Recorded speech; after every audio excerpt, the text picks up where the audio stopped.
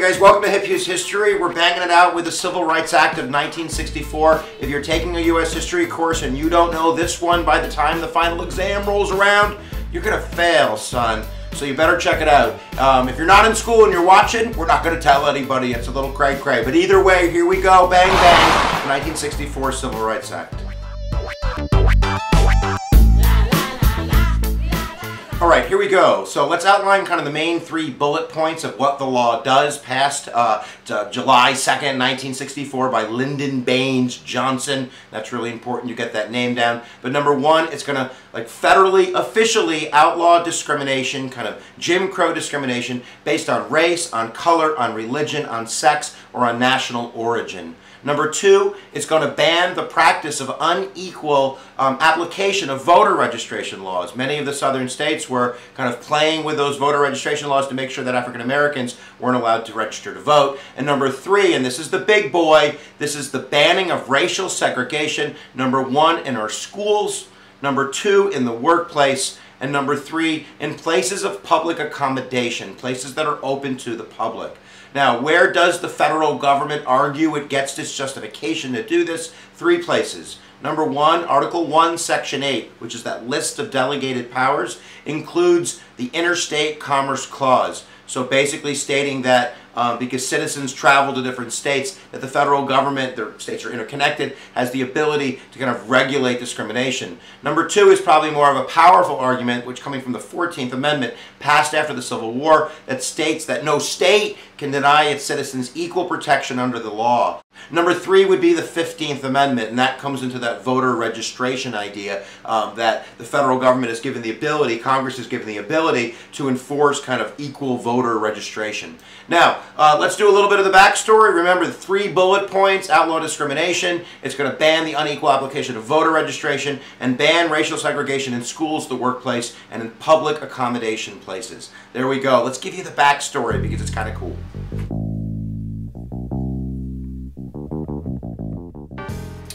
If not for the death of JFK, we probably would not have gotten the 1964 Civil Rights Act when we did. It was first proposed on June 11th, 1963, a full 2.5 months before the March on Washington and that famous Martin Luther King I Have a Dream speech. So in a sense, that Martin Luther King I Have a Dream speech is really lobbying, is really rallying, is petitioning for this law that JFK has announced that he's supporting. And basically what he's doing, he's bringing back to life a former law, the Civil Rights Act of 1875, which was passed by radical Republicans kind of during the end of the Republican era, which gave the federal government the ability to kind of ban discrimination. And what happened was the Supreme Court ripped that baby up. The Supreme Court was like, I don't think so.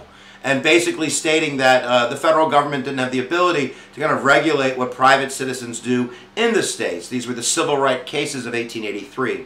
So basically we have nothing. We got nada. We got no. We got zip. From 1875 in the 1880s all the way through until 1964. What it comes down to is JFK supporting these basic tenets of the ideas that we've already gone over. Now, he had already introduced the legislation. Congress then wrote that legislation, and it got all the way to the Rules Committee in the House. And that is when JFK was assassinated. But when he was living, the Rules Committee was run by a House member named Howard W. Smith, who was a Virginia Democrat. Really important that you guys get this idea. Democrats are from the South back then, and they're not in favor of integration. They're segregationists. Most of your KKK members aren't Republicans. They're Democrats, going way back from the Civil War days. So they put the kibosh on that. Representative Smith was like, I don't think so. That's not going anywhere. And then, of course, JFK is assassinated.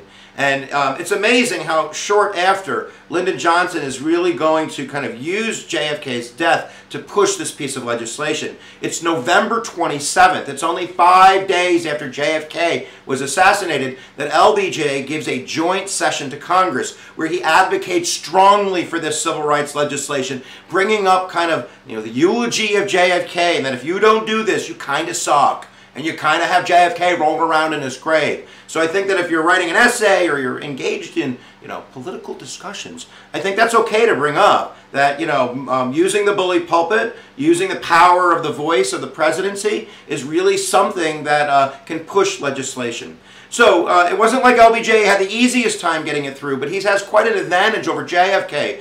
He's the former Senate Majority Leader. So this is a guy who knows how to twist arms. This is a guy who knows how to gather votes. And I think he knew that he could get those numbers. So actually what they did in the House, it's really interesting, is they did something called a petition to discharge, which basically means that the House leadership was trying to skip over the Rules Committee who sets the agenda, basically saying, we're going to just skip over you.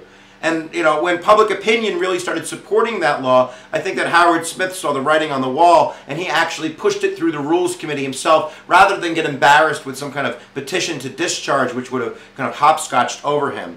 There's a bigger problem in the Senate. Senators are much more independent sometimes than House members. They don't always follow the party toe. And there was definitely a Southern bloc of 19 senators, 18 Democrats, baby. Get that idea down, that it's Democrats that are trying to stop this. So at this point, that Southern bloc, they're going to do everything they can to stop that piece of legislation. It was actually Democratic James Eastland from Mississippi, the senator who was in charge of the Judiciary Committee. And under normal circumstances, he would have been able to stop that bill from coming out of his committee. But basically, the leadership pulled a fast one. They didn't do a second reading of the bill and change the rules to put it right on the floor, where it ended up in a 54-day filibuster. Robert Byrd, the senator from West Virginia, again a Democrat and a former member, I think, of the KKK, did a 14-hour, 13-minute filibuster, stood up there for 14 hours trying to kill this piece of legislation, basically saying that it was tyranny and radical republicanism.